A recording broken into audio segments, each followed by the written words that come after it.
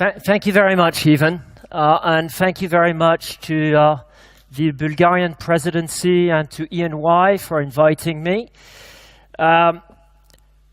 This is the right slide, and that's only the beginning of the difficulties, because I think this is the fantastic panel right after lunch. So what's going to happen is that more or less 1/3 of you is going to fall asleep. Another third is going to be glancing at screens, and the last third might be listening to what I have to say from time to time. The problem for me is that it's never going to be the same third at the same time. So I thought I would start the presentation with a quiz to try to keep you with me. And I'm going to ask for all your attention now. I'm going to show you a picture, and I will ask you to think about what is on the picture, if I can handle the technology, of course. What is this, ladies and gentlemen? Well, I don't have time to wait really for the answer. That was just a trick, as you can imagine. But this is a car. It's a car seen by an engineer. And there are many different ways, actually, to look at cars, okay? I mean, depending on who you are, you have a different perspective on cars. But by the way, this small thing here is also a car seen by an engineer, but a different engineer. He even forgot the driver, as you can see. But my perspective when I look at cars is actually none of these. I look at cars a little bit more like this. And when I saw that yesterday, I decided to take a plane, which nevertheless was 2 hours delayed. But a car is about going from one point to another. That's one way of looking at cars, but there are other ways of looking at cars.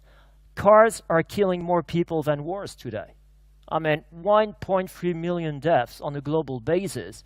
And that is not to talk about the 20 million people who are getting wounded, and those who are basically dying from the consequences of pollution. So there are more than one way of looking at cars. And I think when it comes to corporate governance, what we're very much doing is looking at corporate governance as engineers look at cars. And that is what I believe we have to change. And why do we have to change? Well, because the context in which corporate governance is operating has changed. And if we don't notice the change, I think corporate governance will be not only irrelevant, but the level of frustration and the objective that we have on this panel, regaining trust, will be extremely difficult to achieve. And you know the story about trust. Regaining it is very difficult. You'd better avoid losing it altogether. So what has changed? Well, of course, corporates are still the engines of our developed societies. I mean, all the products and services that we're enjoying, it's coming from corporates. I mean, they also have, as we know, to produce these goods and services, a growingly concerning impact on resources. But also, not only on resources, on people. Whatever you're making here in this room, whether you're making a living from salaries, dividend, pensions, do we have a few pensioners here?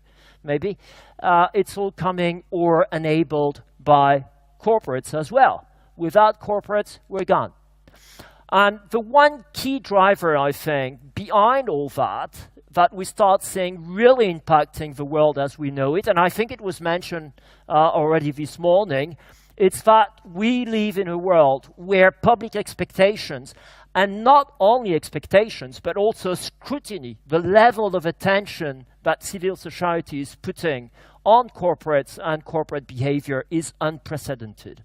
And the tool to deal with that is corporate governance. So if we look at that change, and we remember on how we developed originally the corporate governance model and the initial joint stock companies, it's all about the shareholder. And we continue thinking in terms of shareholder value like in the beginning of the 19th century. But what is a shareholder today? Well, of course, it is a shareholder. It's someone who's holding stock. But come on, there is a lot of difference, I think, between a reference shareholder, a minority shareholder, an activist shareholder. I mean, can we develop a concept with someone who has that level of diversity? And shareholders are not only shareholders, they're also parents, they're also consumers, they're also entities. We had a pension fund here today. And more, they're also machines. Machines that hold shares for about a millisecond at time. How do we develop a whole model based on shareholder value in that type of environment, which is, whether we like it or not, today's reality? So what I suggest we do is open up our minds. And like we do, with cars, let's look at the engineering aspect of the car, but let's also look at the roads. Let's also look at the drivers. Let's also look at the kids who's crossing the road. Let's look at corporate governance as an ecosystem. And in this ecosystem, as any ecosystem, it's not only at the core that there is a role. There is a role for all the elements of the ecosystem. We've tried a lot to empower shareholders. We've tried a lot to engage with shareholders. I'm not entirely sure that the results are there, entirely there. So we need to also look at all the other elements who have to play a role in the corporate governance framework. And the one big new thing is that if you look at corporates today, they have never been as powerful as they are. If you look at the top 100 economies, or think about the top 100 economies, 69 of these are corporations. If you count that there are something like 195 countries, I think, in the world, well, you can see that there are a lot of companies that are far more powerful and have a much bigger impact on the world than countries that used to be the dominant driver of the world. So what do we do with that? Well, if you have been to the movies lately, you will remember that with great power comes great responsibility. And by the way, it's not my good friend Spider-Man who said that, it is the French Revolution. So the quote is totally misattributed, I think, in many places. So what is this great power? Well, what is this great responsibility that comes with the great power? And how do we define it? Because what is good for me, what is moral for me, might be pretty different for a lot of people in the room. So what is the benchmark? What can we use to develop a common view? Well, in the United Nations, and I think it was mentioned also earlier today, there has been agreement on the Sustainable Development Goals. And they're so general to my personal view that I would really struggle finding anyone disagreeing with any of these, but at least they're there, and they're supported by the United Nations, all of us.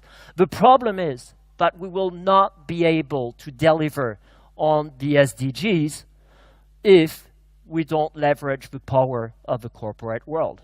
So I think it is important that maybe we start considering using this as the benchmark of good corporate behavior. And what if we don't do that? What if we continue operating on our 19th century model? Well, the clock is ticking. And if, I'm not going to take the example of oil and energy because everybody's talking about it, but if you take something like copper, that is everywhere in this room, that you use in your smartphones. I hope nobody's looking at a screen now. That you use in all the electricity equipment of this room. Copper, we're going to run out of it in about 40 to 50 years. So the world is really changing, and the clock is ticking, and we have to change too. So how do we do that? Well, I think the point I'm trying to make is that if we don't want to continue looking at corporate governance as engineers, we should enlarge our focus, and not only focus on rules and procedures. Rules and procedures are not doing the trick, I believe. We need to look at what comes before the rules and procedures are in place, and what comes after. And upstream, the most important thing to my view, it's people. And downstream, it's enforcement. We don't like to talk about enforcement, but I think it is time to have a candid conversation on the value of enforcement. Now, if you look at people, well, the most difficult thing is recruiting them. And when you talk about the boardroom, I think it is not anymore about the old boys club. We have to think about recruitment in the boardroom. We have to think about competencies and how to ensure competencies in the boardroom. And here I think education has a tremendous role to play. We've mentioned this morning the fit and proper test, But look around you. You've got a number of accountants, as EY is sponsoring the conference. They make a massive investment. The profession makes a massive investment in continuous professional education. That is the value that is behind people. You can also think about the role of professional institutes in that space. And culture. We always speak about culture, not necessarily knowing what we mean by that, let's be honest. But what is culture? Well, culture is education, and it's also consequences, I think. Because more and more, we're moving into a world that is a paper-based world or a virtual world where most of us don't very often have to face directly the consequences of our decisions. And that has a terrible impact on this here, our brain, and the way we behave and the way we function. So consequences, well, I'm sorry to say, very often it's about enforcement. So enforcement, transparency and control, I think, play an incredible role. We need transparency and control. And even if you don't like transparency, it's there.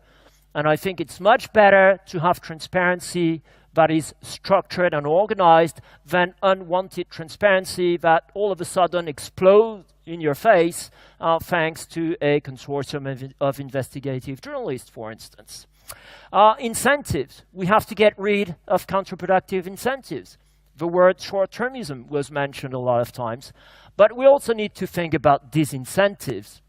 And as much as I would assume a lot of you will agree that the death penalty will never disincentivize a terrorist to strike, I think when it comes to the corporate world, there is such a thing as a cost-benefit analysis. So disincentive sanctions will only work if the cost-benefit is right. And to summarize my point, I just want to, suggest a hit at something that is very often talked about when we comment about culture. We all speak about the tone at the top. The tone at the top is important.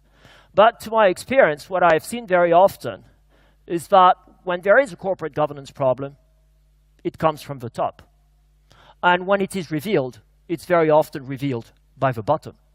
So I think there is something that we need to think about here on what it is that we need regarding the tone at the top.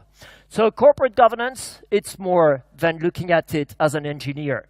And to my experience, and also when I look at things that have happened as corporate scandals, well, most of the time I would say that you can have a very nice model. If you don't have the right people, it doesn't work.